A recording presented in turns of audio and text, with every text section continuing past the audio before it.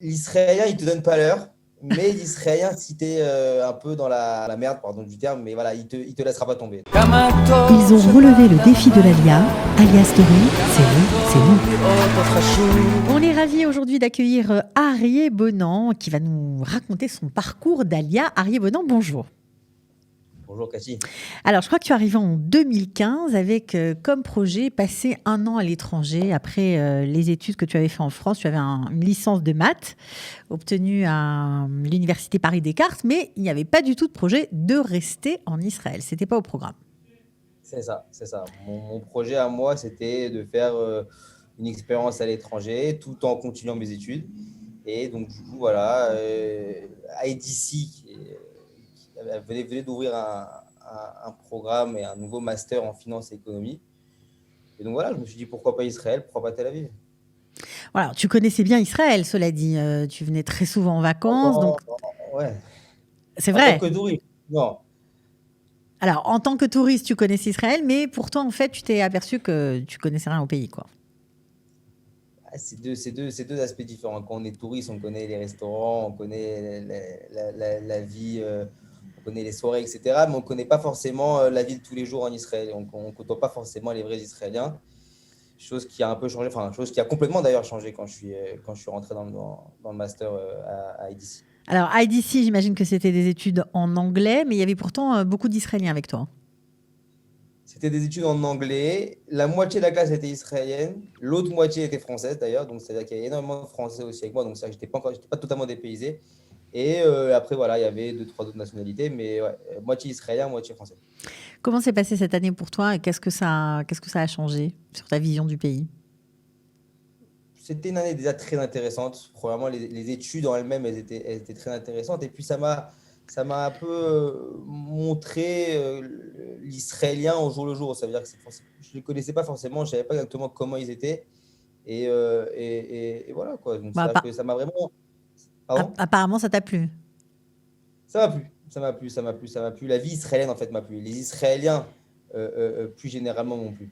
Ça veut dire que je pense que je ne connaissais pas avant d'arriver en Israël, avant de faire mon alia, je pense que je ne connaissais pas vraiment les Israéliens et au jour le jour, quoi. Et Mais voilà, ça veut ça dire qui m'a. quoi, les Israéliens au jour le jour? Qu'est-ce qui est de particulier? L'Israélien, il te donne pas l'heure, mais l'Israélien, si tu es un peu dans la merde, pardon du terme, mais voilà, il te laissera pas tomber. Donc voilà, c'est ça que j'ai aimé chez l'Israélien. L'Israélien, c'est pas forcément quelqu'un qui va être poli, qui va dire bonjour, merci, etc., comme le français. Mais par contre, l'Israélien, si tu as besoin de quelque chose, il sera là pour toi. Ça veut dire quoi pendant tes études, quand tu as galéré, quand il y avait des examens qui étaient un peu compliqués, tu trouvais toujours quelqu'un à qui demander de l'aide, c'est ça? C'est ça, même dans les études, dans la vie de tous les jours, euh, des trucs débiles hein, pour rentrer à la maison le soir parce qu'on finissait à 22h. C'est avec le mec, il y aura jamais quelqu'un qui te laissera, qui va te laisser un peu galérer, quoi. Tu trouvais L'Israël, il va t'aider quoi qu'il arrive. ouais, tu trouvais des gens pour te ramener chez toi, tu trouvais toujours Ouais, les gens pour ramener chez moi, enfin, c'est pas forcément super important en vrai, mais c'est une accumulation de petites choses. Tu as besoin de quelque chose, on est là. Tu as besoin d'aide pour ça, on est là. Il y a des mecs qui m'avaient aidé à l'époque parce que j'avais besoin de faire un truc administratif. Il y avait des mecs qui étaient là et qui remplissaient papier pour moi. Donc, c'est des petits trucs, mais au final, voilà, ça montre un petit peu la qualité. la mentalité du pays. Voilà, Voilà. ça t'a séduit. Alors tellement séduit que tu t'es dit, eh ben finalement, je vais rester. Voilà. Alors ça c'était compliqué, j'imagine, parce que tu n'avais pas de plan, quoi. Tu savais pas ce que tu allais faire. Et puis IDC, c'était pas fait pour rester a priori ton programme. IDC, c'était effectivement pas fait pour rester. Bon, de début, je ne le savais pas, mais IDC, c'était pas fait pour rester. Et finalement, moi, je me suis dit que je voulais rester parce que, voilà, pour les raisons qu'on a citées juste avant. Et donc, du coup, j'avais quand même une licence et un master en poche. Donc, ça veut dire que je n'étais pas complètement dépaysé, notamment un master dans une des écoles qui est Ouais. reconnue ici en Israël. Donc, ça veut dire que je n'étais pas jeté à la rue non plus. J'avais un bagage derrière moi et donc, du coup, bah, j'ai pris mon courage à deux mains et j'ai commencé à chercher du travail. Voilà, mais il fallait faire ça tout seul parce qu'il n'y avait pas vraiment d'aide de l'école. C'était galère, c'était long, compliqué. Oui, enfin, je pense que trouver du travail, c'est compliqué. C'est compliqué, c'est long. Voilà. La période, elle nous, encore dans la période qu'on vit en ce moment avec le Covid, etc., ça nous montre encore plus à quel point c'est compliqué. Mais d'une manière générale, trouver du travail en France, comme en Israël, comme n'importe où, c'est compliqué. Donc, Alors, t'envoyais des souvent, CV, on n'a pas la langue, bah donc oui, ça rend t'avais pas encore la, un peu plus compliqué. ouais, t'avais pas la langue hein, à l'époque. Hein. C'était pas tout à fait ça, quoi. Tu te débrouillais, mais c'était le baba. Je me débrouillais, c'était le béaba, mais en fait, je me suis vite rendu compte qu'en Israël, pour bosser, ne me crie pas dessus, hein, Katia, mais pour bosser, je pense qu'en Israël, il faut parler anglais. L'hébreu, c'est pas forcément. L'hébreu, c'est une satisfaction personnelle. Ben, C'est très important de parler hébreu. Mais pour bosser en Israël, je pense que l'anglais, il est plus important que l'hébreu. ouais, bon, on va dire que dans le high-tech, en tout cas, ce que tu fais, hein, parce qu'on n'a pas dit ce que tu faisais, mais tu es data scientist. Donc ça, c'est vrai que l'anglais, c'est une carte maîtresse. Alors, comment tu as accroché les wagons, on va dire? Comment tu as fait pour démarrer? Donc, j'avais un ami de la famille qui lançait sa société. Ouais. Donc, après quelques mois où on a cherché du travail, j'ai d'ailleurs bossé pour une société qui est très connue en Israël qui s'appelle Simple Parenting. Donc, pendant cette petite période où je cherchais du travail, donc j'ai trouvé un truc qui n'était rien à voir avec ce que je faisais. C'était une société qui fait je ne sais pas si vous connaissez la Duna, en fait, c'est un siège auto qui se transforme en poussette et inversement. C'est une bonne société, j'ai travaillé quelques mois Ok. là-bas. Et voilà, je cherchais vraiment ma voie. Et il y a un ami de la famille qui ouvrait sa boîte à ce moment-là.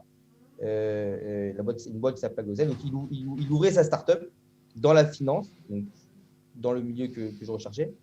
Et il m'a appelé. Et donc, voilà, j'ai tout de suite sauté sur l'opportunité. Alors, est-ce que tu vivais à cette époque-là à Tel Aviv? Ouais, Voilà, ça aussi, ça fait partie du fait qu'on se sent bien quand on arrive, quand on a, je sais pas, 25 ans et qu'on vit ici, célibataire. Ça fait partie du bonheur de vivre ici. la vie, c'est magique. La vie, c'est exceptionnel. Alors, aujourd'hui, voilà, je suis marié, j'ai un enfant, donc peut-être que c'est plus forcément l'endroit qu'il faut pour moi. Mais Tel Aviv, célibataire, jeune diplômé, y a pas mieux au monde. C'est la fiesta tous les jours. C'est même pas la fiesta, c'est l'ambiance dans les rues, c'est sympathique, tout est exceptionnel. Ouais, la fiesta, j'ai fait beaucoup La là-bas. vie, elle est C'est vrai. cool, quoi. C'est ça ce que tu veux nous dire. La vie, elle est cool, la vie, elle est cool, voilà, la vie, elle est cool. Les gens, ils mangent sur les terrasses, sur des. Bon, évidemment avant le Covid, hein, mais Bon, mais les c'est pas gens. grave. Tu as un joli fond d'écran pour te rappeler que ça existait, quoi, Pour apparemment. me rappeler, voilà, pour me rappeler qu'à un moment dans ma vie, j'ai kiffé. Ok, alors tu as participé à cette start-up. Voilà, tu es resté quand même 2 ans. C'est pas mal.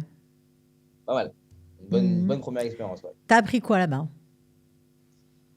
Euh, En fait, c'était a priori mon premier travail. C'est-à-dire que j'ai beaucoup travaillé dans ma vie, mais voilà. Travail sérieux, c'est le premier.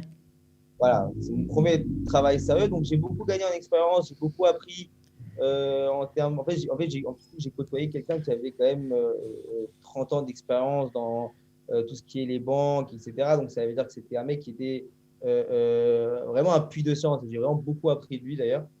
Et voilà, donc c'est vrai que j'ai beaucoup appris à discuter, à avoir confiance en moi, à m'exprimer avec. J'étais beaucoup en contact avec des clients, avec des investisseurs, etc. Donc, très bonne première expérience. Ouais.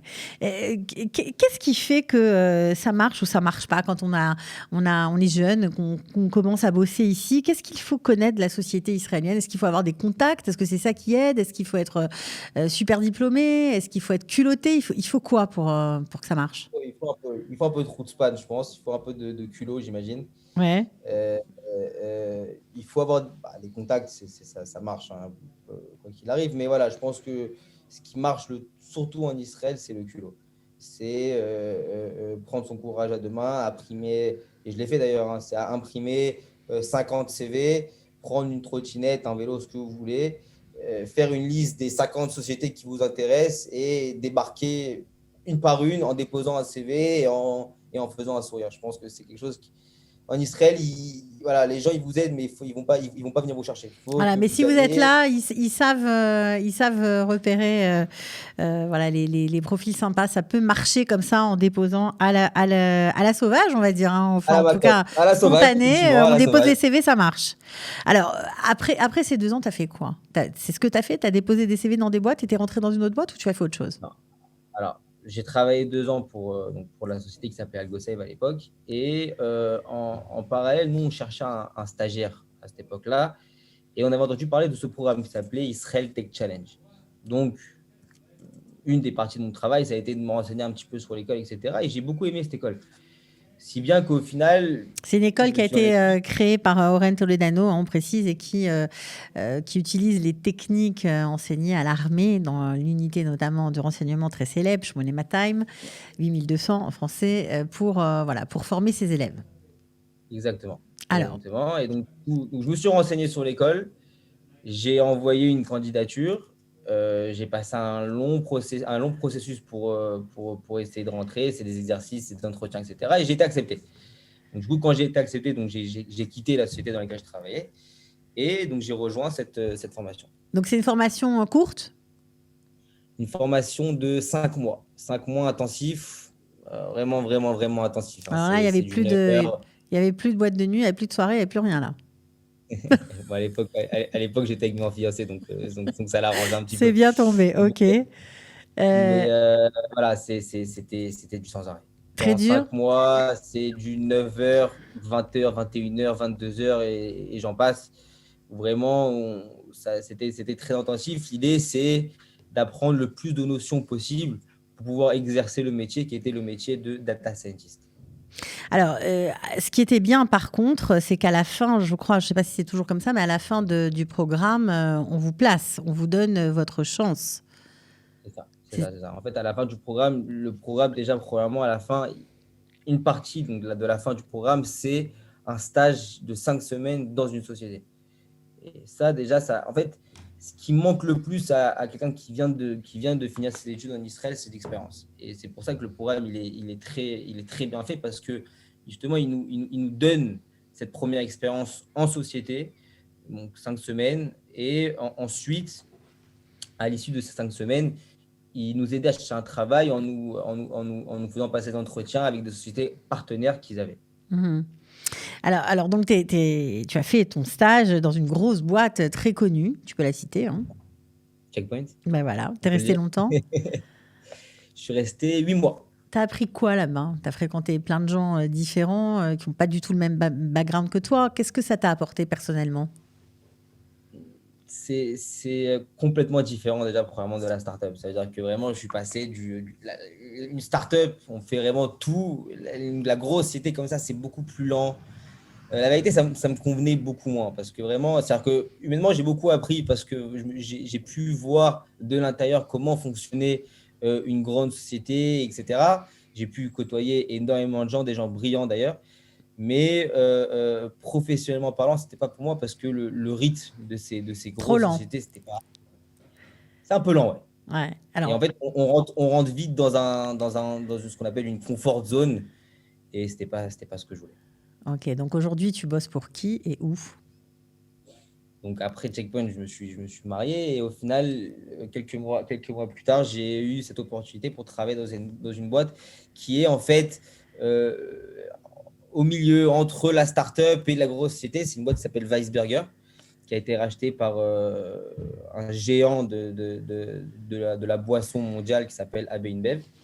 Et donc Ok. voilà, aujourd'hui, je travaille dans une société qui est vraiment entre la start-up et la grosse boîte. Donc ça veut dire qu'il y a des vrais projets, c'est intéressant, mais en même temps, c'est pas la grosse société où tout va très doucement, quoi. Est-ce que c'est un avantage d'être français, francophone dans une boîte pareille ou pas? Je pense que ça, peu importe. On s'en Franchement, fiche? je pense pas que ça ait beaucoup d'importance qu'on soit francophone, israélien, sud-américain, ce que vous voulez. Je pense que c'est vraiment les qualités humaines avec les qualités professionnelles qui sont importantes. Qu'on soit français ou pas, ça change pas grand-chose. Mhm. À mon sens, bien sûr. Bon, alors aujourd'hui, tu as quand même un peu de recul depuis 2015 que tu vis ici. Est-ce que tu penses que tu aurais eu le même démarrage professionnel si tu avais été en France, ailleurs, si tu étais resté à Paris peut-être? J'en sais pas, la vérité, j'en sais rien. J'ai jamais travaillé en France, donc c'est-à-dire que je sais pas vraiment comment marche Par marché du rapport à travail tes en France. copains qui étaient avec toi en master, enfin en licence de maths, pardon, à Paris, eux, ils sont devenus quoi? Est-ce que vous avez le même démarrage? Est-ce que vous êtes sur la même ligne ou pas du tout? Pas du tout. Pas du tout. Bah, en fait, moi, déjà, premièrement, j'ai pris T'as pris la un tangente. virage Ouais, assez technologique. ouais. Ok, parce qu'en Israël, enfin, y a pas que la tech qui marche, mais la plupart des sociétés, c'est des sociétés de tech. Donc, ça veut dire que j'ai dû m'adapter en fait, au marché. Parce que j'ai commencé avec Bien un master sûr. en finance, mais je me suis vite rendu compte que si je voulais rester en Israël, il fallait que je sois dans le marché de la tech. Et donc, c'est la première différence. Et la deuxième différence, c'est que les gens qui étaient avec moi à Paris, peut-être qu'on va dire qu'aujourd'hui, ils sont plus à leur compte, ils vont ouvrir leur société, ils vont commencer à être indépendants, chose que je ne suis pas moi-même aujourd'hui. Mhm. Voilà, je pense que les deux différences avec le marché français. Quand tu regardes en arrière, tu penses que tu te dis quoi? Tu te dis quoi sur le chemin que tu as parcouru? Bah, je suis assez content, la vérité. Israël, ça m'a tellement apporté, humainement parlant, que je suis heureux. Je suis heureux d'avoir insisté parce que voilà, c'était pas facile tous les jours. Il y en a beaucoup galéré, on a beaucoup cherché du travail, on a beaucoup. Et en fait, le fait d'avoir insisté, de ne pas avoir lâché, ça me rend heureux, entre guillemets, parce que Israël, humainement, c'est exceptionnel. Ouais, ça t'a ouvert, ça t'a fait découvrir des parties de toi que tu ne connaissais pas, c'est ça? Voilà, et puis surtout, ça m'a permis en fait, ça me permet de vivre dans ce pays, en fait. Ça a l'air assez bateau, mais au final, je pense que c'est une chance aujourd'hui de vivre en Israël. C'est pas donné à tout le monde. Et, et le fait d'avoir insisté, le fait d'avoir vraiment voulu vivre ici, aujourd'hui, j'ai le mérite de pouvoir en bénéficier quoi, tous les jours. Ouais, d'en profiter. Ben, écoute, en tout cas, Arié, merci beaucoup pour ton témoignage. On te souhaite encore de très longues années de bonheur en santé en Israël. Voilà, je ne vais pas te poser la question où tu te vois dans 10 ans, mais j'imagine peut-être encore dans une autre boîte, peut-être plus grosse, peut-être à ton compte, on ne sait pas. Tu verras. On ne sait pas, on verra, on verra. Si on vit au jour le jour, c'est facile. On vit au jour le jour. Bon, en tout cas, merci beaucoup, Arié Bonan, d'avoir été avec nous et on te souhaite vraiment plein de bonnes choses et beaucoup de bonheur. Merci, Cathy. Ciao. Ils ont relevé le défi de l'ALIA. ALIA Story, c'est vous, c'est nous.